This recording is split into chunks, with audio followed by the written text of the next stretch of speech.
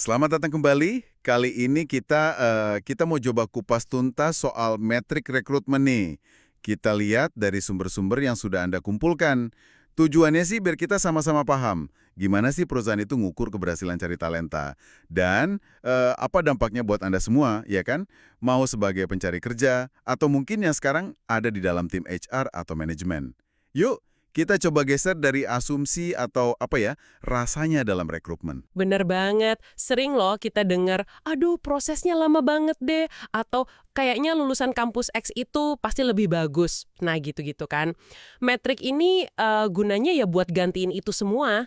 Biar pakai data yang jelas gitu. Jadi ini bukan cuma sekedar angka di laporan, tapi lebih kayak kompas lah buat tim HRD. Biar yakin kalau rekrutmen itu beneran nambah nilai buat perusahaan. Bukan cuma ya isi kursi kosong aja.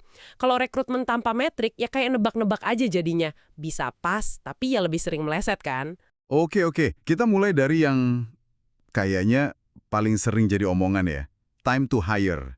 Ini kan soal waktu ya.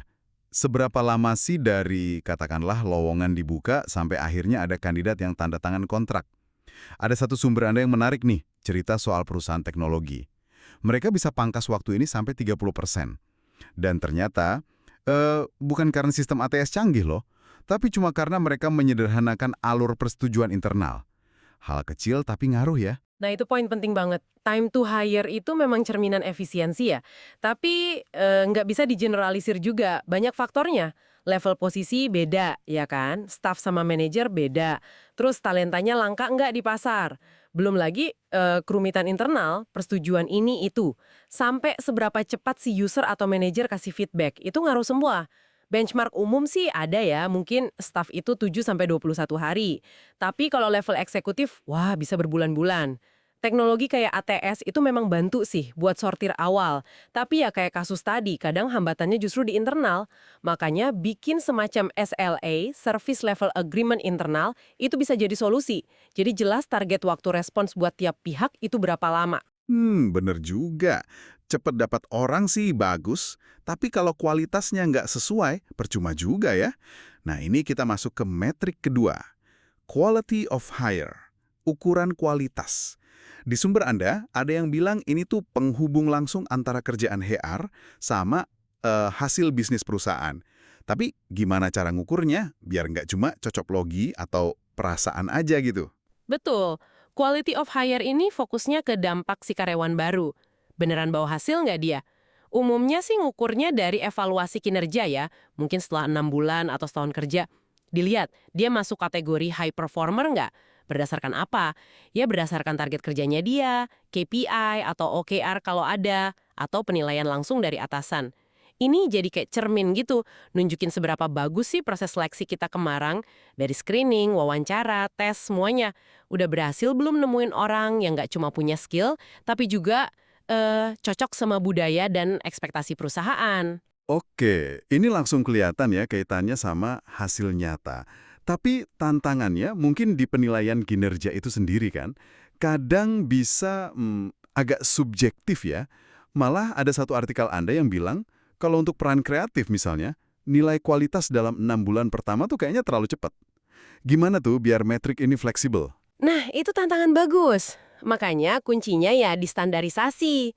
Kriteria penilaiannya harus jelas dan sebisa mungkin objektif. Kalau ada KPI OKR yang terukur, pakai itu. Terus pas seleksi, buat gali perilaku sama potensi, bagusnya pakai wawancara berbasis kompetensi. Kayak teknik STR itu loh, Situation, Task, Action, Result. Itu bantu banget biar lebih objektif. Soal waktu penilaian yang fleksibel tadi, ya itu memang perlu disesuaikan. Lihat konteks peran dan industrinya. Mungkin buat peran tertentu, evaluasi quality of hire-nya nunggu setelah proyek besar pertama dia kelar, nggak harus patokan 6 bulan saklek gitu. Masuk akal, masuk akal. Nah, selain cepat dan berkualitas, ujung-ujungnya kan pasti ngomongin biaya juga ya. Efisiensi. Gimana caranya tim HR tahu, channel atau sumber kandidat mana sih yang paling hemat biaya tapi efektif? Misalnya, mending pasang iklan di job portal, pakai LinkedIn yang berbayar, atau ngandelin referral dari karyawan internal. Sumber Anda ada data menarik soal ini nih. Ya, itu diukurnya pakai sourcing channel cost per hire. Gampangnya, total biaya yang keluar buat satu channel dibagi sama jumlah orang yang berhasil direkrut dari channel itu. Misalnya biaya iklan di portal X habis 10 juta, terus dapat 5 karyawan dari sana. Ya berarti biayanya 2 juta per orang kan? Analisis kayak gini penting banget buat alokasi anggaran rekrutmen biar lebih pinter gitu. Oke. Dan data di salah satu laporan Anda itu kayaknya konfirmasi ya, employee referral itu sering banget jadi juaranya. Alasannya biaya per rekrutnya lebih rendah, prosesnya bisa lebih cepat, terus kandidatnya juga cenderung lebih loyal gitu ya. Benar. Tapi laporan yang sama juga ngasih catatan penting kan soal risiko homogeneity. Jadi seragam semua gitu karyawannya. Kalau terlalu ngandelin referral, bisa jadi kayak groupthink nanti. Tepat sekali. Referral itu emang powerful. Kenapa? Karena biasanya ada saringan awal informal dari si karyawan yang ngasih rekomendasi. Dia kan udah paham budaya perusahaan. Terus insentifnya, kayak bonus gitu, seringkali lebih murah daripada bayar agensi atau pasang iklan premium. Tapi, ya itu tadi, keseimbangan itu penting banget. Kalau terlalu bergantung sama referral, risikonya yaitu kita bisa kayak bikin gelembung sendiri. Nanti orang-orang di tim jadi mirip-mirip semua cara berpikirnya, pengalamannya, kurang beragam jadinya. Jadi harus tetap diimbangi sama sumber-sumber lain, biar jaring talentanya tetap lebar dan dapat perspektif yang macam-macam. Oke, jadi makin jelas ya, metrik-metrik ini kayak time to hire buat kecepatan, quality of hire buat kualitas, sama sourcing channel cost buat biaya. Ini tuh sebenarnya alat bantu buat HR biar nggak cuma jadi pelaksana administrasi aja, tapi bisa jadi mitra strategis yang fokusnya ke dampak talenta buat bisnis. Lebih efisien, dan yang penting ada dasar yang kuat kalau mau ada perbaikan terus-menerus. Intinya ya semua demi itu, dapatin orang yang tepat, di waktu yang tepat, dan dengan cara yang paling efektif. Nah, ini sebagai penutup diskusi kita nih, ada satu hal yang menarik buat Anda renungkan mungkin ya. Di tengah gempuran data, angka, sama tuntutan efisiensi dari semua metrik ini, gimana caranya kita tetap jaga sentuhan manusianya dalam proses rekrutmen? Gimana kita nyeimbangin antara analisis data yang ya bisa dibilang dingin, dengan intuisi kita tentang potensi unik seseorang, tentang kecocokan personal dia yang mungkin nggak ketangkep sama metrik manapun.